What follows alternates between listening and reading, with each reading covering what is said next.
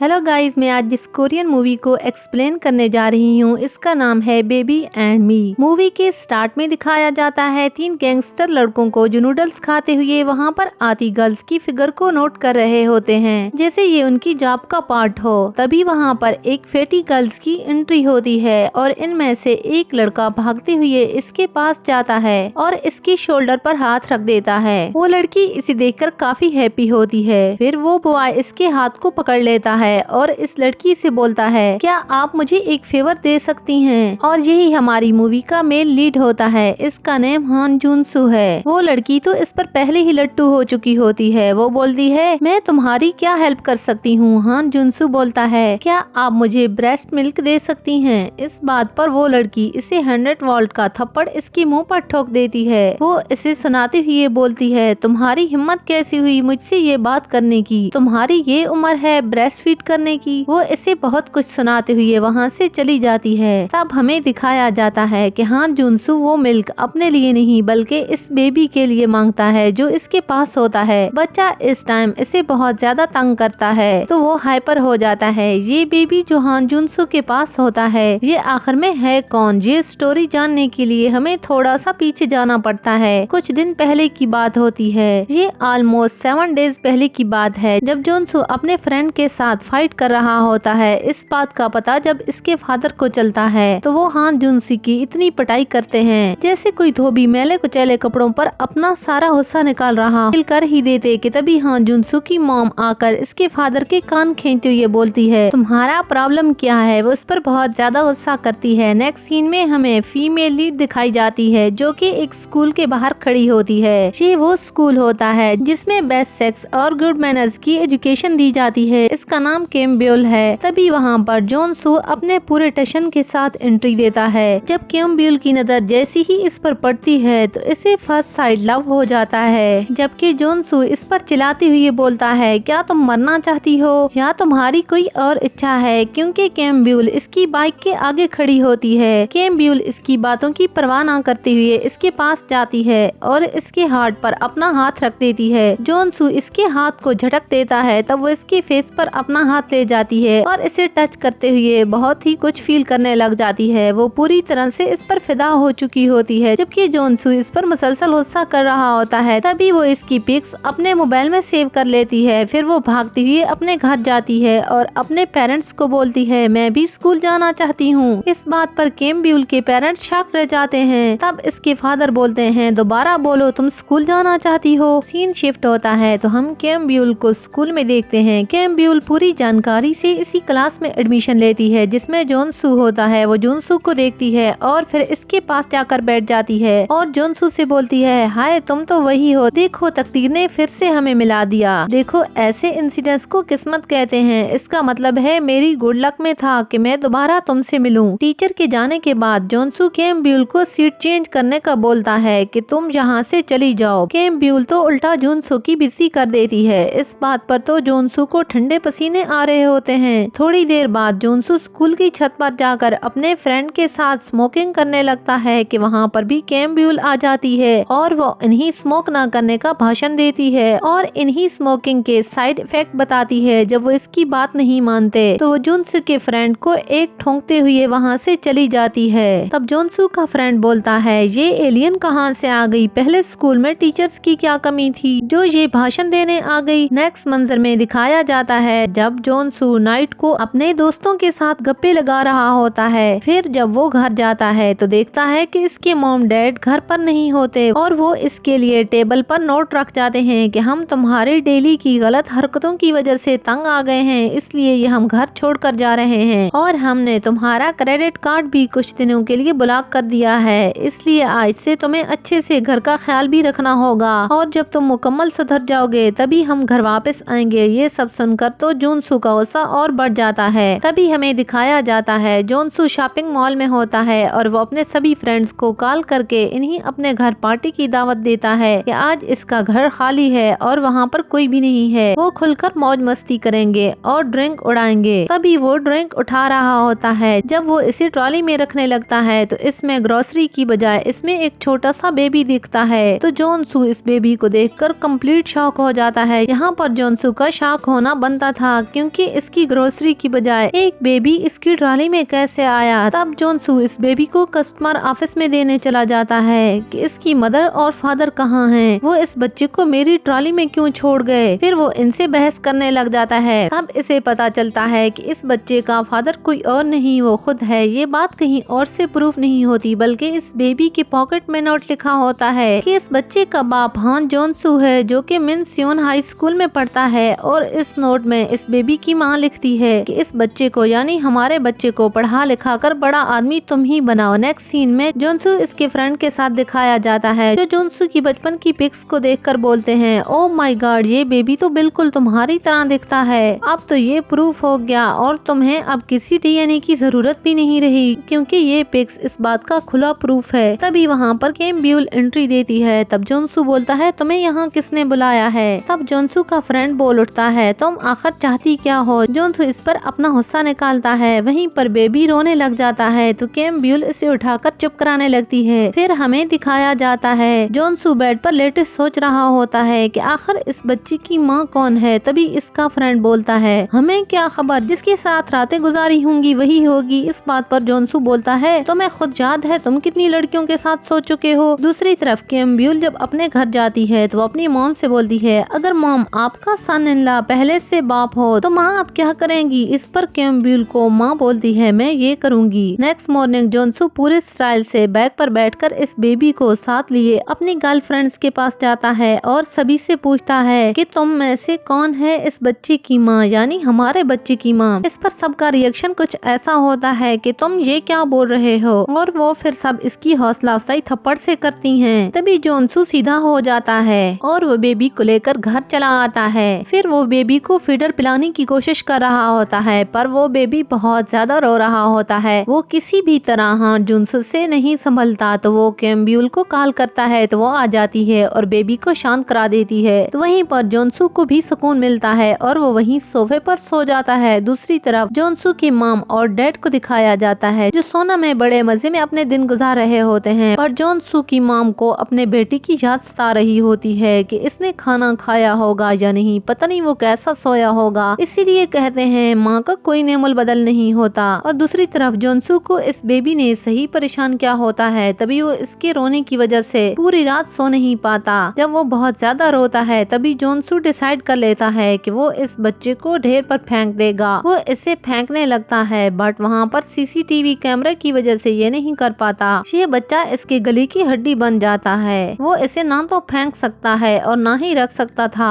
वो वापस वहाँ से मुड़ने लगता है कि इसका टकराव एक आदमी से हो जाता है। वो मुड़कर देखता है तो इसके पास भी एक बेबी होता है। फिर वो दोनों इकट्ठे बैठे होते हैं और अपनी दुख भरी स्टोरी एक दूसरे को सुना रहे होते हैं। तभी वो आदमी जोनसू को बोलता है, ये बच्चा मेरे पास इस वजह से है कि मेरे पास कॉन्डम खरीदने के लिए पैसे नहीं थे तो ये गलत ना होगा। अगर मैं इस दिन कॉन्डम इस्तेमाल कर लेता तो आज ये बच्चा मेरी गोद में ना होता। पर मेरी बात का तो कोई विश्वास ही नहीं करता। मैं इस बच्चे को आज ऑर्फन एज में छोड़ने वाला था पर तुमसे मिलने से पहले, बट अब मेरा इरादा तुमने चेंज कर दिया। तुम इतने छोटे होकर इस बेबी को संभाल सकते हो तो मैं क्यों नहीं। नेक्स्ट डे जोनसू स्कूल आता है तो इस बेबी को लाकर में छुपाने की कोशिश करता है क्योंकि इस स्कूल में बच्चे तो अलाउड ही नहीं होते। बट वो फिर से ऐसा नहीं कर पाता क्योंकि इसकी सेल पर कॉल आने लगती है। सीन बदलता है तो हम देखते हैं जोनसू टीचर के पास खड़ा होता है जो इसे बच्चा स्कूल लाने पर काफी ज्यादा गुस्सा करती है कि तुम इसे यहाँ क्यों लाए हो। वो टीचर को अपनी मजबूरी बताता है कि मैं सिंगल पेरेंट हूँ और फिर वो इसे क्लास में ले आता है। तब सारे बच्चे इस बेबी के पास इकट्ठे हो जाते हैं। थोड़ी देर बाद बेबी क्लास में पोटी कर देता है। इस पर सारे बच्चे बहुत बुरा फील करने लगते हैं। इस बच्चे की पोटी की स्मेल सारी क्लास में फैल जाती है। तभी एक बच्चा जोनसू को इस पर काफी कुछ सुनाता है। तुम्हें ये स्मेल कुछ फील नहीं हो रही, ऐसे लग रहा है तुम तो इसे परफ्यूम समझकर फील कर रहे हो जो इस बच्चे को बाहर नहीं लेकर जा रहे। ये सुनकर तो जोनसू का रिएक्शन कुछ ऐसा होता है। वो पैम्पर को उठाता है और इस बच्चे की पूरी बुक के ऊपर पोटी मल देता है। ये तो किसी ने सोचा भी नहीं होता कि जोनसू ऐसा भी कर सकता है। जबकि दूसरी तरफ टीचर्स की कमेटी जोनसू को स्कूल से निकालने पर बात कर रहे होते हैं कि जोनसू ने स्कूल की प्राइवेसी की वायलेशन की है। तभी वहाँ पर केम ब्यूल आ जाती है और वो सबको शांत कर देती है कि ये कहाँ की पॉलिसी है कि एक फादर को स्कूल से निकाल दिया जाए। ऐसी पॉलिसी तो किसी स्कूल में भी नहीं बनी। सीन बदलता है तो हम देखते हैं कि जोनसू किसी से पैसे मांग मांग रहा होता है, जबकि वो आदमी इसे पैसे नहीं देता। ये बात वहाँ पर खड़े जोनसू भी सुन लेता है, तो वो वहाँ से चला जाता है और फिर वो बाइक बेचकर अपने फ्रेंड को वो पैसे देता है कि ये तुम रख लो। जोनसू जब अपने घर वापस जा रहा होता है तो वो बेबी को सीट पर सुला देता है, पर जब का स्टेशन आता है तो वो जल्दी में बेबी को मेट्रो में भूल जाता है, क्योंकि इस समय वो नींद में होता है। जब इसे याद आता है तो मेट्रो के पीछे दौड़ता है। फिर इसे ख्याल आता है कि मैं तो खुद भी इस बच्चे से छुटकारा चाहता हूँ और अब तो भगवान भी यही चाहता है। फिर जोनसू घर वापस तो आ जाता है, पर बेबी की यादें इसका पीछा नहीं छोड़ती। तो फिर वो पुलिस स्टेशन चला जाता है कि इसे हर हाल में बेबी चाहिए। तभी वहाँ पर एक लेडी इसे बेबी दे देती है। वो इसे घर ले आता है तो कैम्ब्यूल इस बेबी को जब खाना खिलाने की कोशिश करती है तो वो रोने लग जाता है। जोनसू जब वजह पूछता है तो कैम्ब्यूल बताती है कि इसे फूड नहीं ब्रेस्ट मील चाहिए। इस पर जोनसू अपना रिएक्शन कुछ इस तरह देता है जैसे वो कैम्ब्यूल से ब्रेस्ट फीड करवाना चाहता हो। नेक्स्ट डे वो हॉस्पिटल चला जाता है और इन्फॉर्मेशन लेडी को काफी इमोशनल ब्लैकमेल करता है। तभी वो इससे न्यू बर्थ बेबीज की इन्फॉर्मेशन दे देती है जो अभी अभी माँ बनी होती हैं लेडीज। फिर वो इनके घर चला जाता है और वहाँ जाकर बेबी को फीड करवाता है और बहुत सारे फीडर्स साथ ले आता है और इस समय वो काफी रिलैक्स भी होता है। नेक्स्ट डे वो सिंगल पेरेंट्स की क्लास लेने जाता है। तभी इसकी मुलाकात वहाँ पर इस आदमी से हो जाती है जो इसे कुछ दिन पहले मिला होता है। ये सीन यहीं पर खत्म हो जाता है। नेक्स्ट डे वो कैम्ब्यूल के साथ बेबी को इंजेक्शन लगवाने जाता है तो कैम्ब्यूल से एक लेडी बोलती है तुम दोनों के कितने बच्चे हैं? कैम्ब्यूल बोलती है हमारे बच्चे 9 हैं। इस पर तो उस लेडी का रिएक्शन देखने वाला होता है। हमें दिखाया जाता है हान जोनसू को जो अपने और बेबी के लिए मेहनत कर रहा होता है, क्योंकि इसके फादर इसका अकाउंट ब्लॉक कर देते हैं और इसके पास पैसे नहीं होते। तभी वो वेटर बनकर पैसे कमा रहा होता है। फिर जब वो बहुत ज्यादा थक जाता है तो वो बेबी को गर्ल्स के पास छोड़ देता है ताकि वो कुछ और मजदूरी कर सके, क्योंकि इस समय इसे बेबी के लिए बहुत ज्यादा पैसे चाहिए होते हैं। बेबी की सारी ग्रोसरी तक खत्म हो जाती है। फिर वो वापस जब बेबी को लेने आता है तो वो गर्ल्स इस बेबी का चेहरा मेकअप से सारा खराब कर देती हैं और वहाँ इसे अकेला छोड़कर चली जाती हैं। नेक्स्ट सीन में हम देखते हैं तो जोनसू का क्लासमेट इसका बहुत ही ज्यादा मजाक बना रहा होता है। तभी वो उठकर जाने लगता है। कैम्ब्यूल इसकी ठिकाई कर देती है और फिर इसको अच्छा खासा सुनाते हुए वहाँ से चली जाती है। फिर हमें जोनसू को दिखाया जाता है जो कि कुछ दिनों के लिए स्कूल से सस्पेंड हो जाता है। इस बात पर वो काफी ज्यादा दुखी और परेशान होता है तो बार में जाकर ओवर ड्रिंक कर लेता है। फिर वो वापस घर जा रहा होता है। तभी कैम्ब्यूल दिखती है जो इसका वेट कर रही होती है। इतने में कैम्ब्यूल के फादर भी वहाँ आ जाते हैं और वो इसे थैंक्स बोलते हैं कि तुमने मेरी बेटी का ख्याल रखा। फिर वो जोनसू को बताते हैं कि कैम्ब्यूल बचपन से बहुत ज्यादा इंटेलिजेंट है। ये अपनी एज में कम होने के बावजूद भी टीचर से ऐसे सवाल करती थी जिनका जवाब उनकी टीचर्स के पास भी नहीं होता था। तभी वो इससे भागने लगे थे। यकीनन मेरी बेटी का IQ लेवल डिफरेंट है। तभी सभी बच्चे इसे बहुत ज्यादा तंग करते थे तो इसने स्कूल जाना ही छोड़ दिया क्योंकि वो इससे जेलस फील करते थे। बट तुम्हारी वजह से इसने दोबारा स्कूल जाना शुरू कर दिया, इसलिए मेरी बेटी का तुम अच्छे से ख्याल रखना। जोनसू जब अपने डोर के पास जाता है तभी इसे कैम्ब्यूल का लेटर लिखा हुआ मिलता है जिसको पढ़कर जोनसू खुश हो जाता है। इसके बाद जोनसू अपनी मॉम और डैड की पिक्स के सामने होता है। इस समय वो इन्हीं बहुत ज्यादा मिस कर रहा होता है। फिर वो वहीं पर रोने लग जाता है कि प्लीज तुम लोग वापस आ जाओ। आई प्रॉमिस मैं तंग नहीं करूंगा। मैं एक ओबीडिएंट स्टूडेंट और अच्छा बेटा बनूंगा। नेक्स्ट डे हमें दिखाया जाता है कि जोनसू की माँ घर वापस आ जाती है, पर जैसे ही वो डोर पर पहुंचती है तो कैम्ब्यूल अंदर से इस बेबी को उठाकर लाती है। जैसे जोनसू की माँ बोलती है ये बच्चा किसका है? कैम्ब्यूल बोलती है ये इस घर के मालिक का बच्चा है। ये सुनकर तो जोनसू की माँ काफी ज्यादा गुस्सा होती है और वो वहाँ से चली जाती है। फिर वो जोनसू के फादर के पास दोबारा चली जाती है और बोलती है कि जो बच्चा जोनसू के पास है क्या वो तुम्हारा बच्चा है? आई मीन जोनसू का छोटा भाई है। वो इसकी अच्छी खासी धुलाई करती है। इससे अपने हस्बैंड पर बहुत ज्यादा शक होता है क्योंकि घर का मालिक वही होता है। जबकि दूसरी तरफ जोनसू काम के लिए बहुत ज्यादा कोशिश करता है पर बेबी की वजह से इसे कोई भी काम नहीं देता। वो जॉब के लिए सबकी बहुत ज्यादा मिन्नतें करता है पर इसे कोई जॉब देने पर राजी नहीं होता तो वो स्ट्रीट में जाकर बैठ जाता है क्योंकि इसके पास मनी खत्म हो चुकी होती है। तभी वहाँ पर इसकी नजर एक नशे पर पड़ती है जिसकी पॉकेट में वॉलेट होता है। जोनसू बच्चे को देखकर कुछ सोचता है और फिर वो इसकी पॉकेट से वॉलेट चुरा लेता है कि मजबूरी में भैया सब जायज है। वो इतने में उठ जाता है तो जोनसू इससे भागते हुए इस बच्चे के लिए गाड़ी में बैठ जाता है बट वो गाड़ी तो पुलिस की होती है। इस पर तो जोनसू का रिएक्शन देखने वाला होता है। फिर जोनसू लॉकअप में होता है जबकि वो बेबी पुलिस के पास होता है। तभी वहाँ पर जोनसू की क्लास टीचर टीचर आकर इसकी हेल्प करती है और फिर वो जोनसू को बाहर ले आती है। टीचर जब बाहर जोनसू के पास खड़ी होती है तब वो इसे मनी देती हुई इसे घर चले जाने का बोलती है कि बेबी को अच्छे से खाना खिलाना। नेक्स्ट सीन में जोनसू बेबी के लिए शॉपिंग कर रहा होता है। फिर जैसे ही वो घर वापस आता है तो सामने इसके मॉम और डैड खड़े होते हैं, जिसे देखकर जोनसू शॉक रह जाता है क्योंकि फाइनल वो घर वापस आ जाते हैं। जब जोनसू का फादर इससे बेबी के बारे में पूछता है तो वो सब कुछ अपने फादर को बता देता है और जोनसू इस समय काफी इमोशनल हो जाता है। तभी इसके फादर इसे गले लगा लेते हैं। जोनसू की माँ इस बेबी का बहुत ज्यादा ख्याल रखती है पर वो खुद बीमार हो जाती है, फिर भी वो इस बेबी का बहुत ख्याल रखती है। जबकि दूसरी तरफ जोनसू के फादर इसके स्कूल चले जाते हैं और टीचर को बहुत ज्यादा सुनाते हैं कि तुम लोगों ने मेरे बेटे को सस्पेंड करने की हिम्मत कैसे की। नेक्स्ट सीन में जोनसू और इसके बाप को हम हॉस्पिटल के अंदर देखते हैं। जब जोनसू को पता चलता है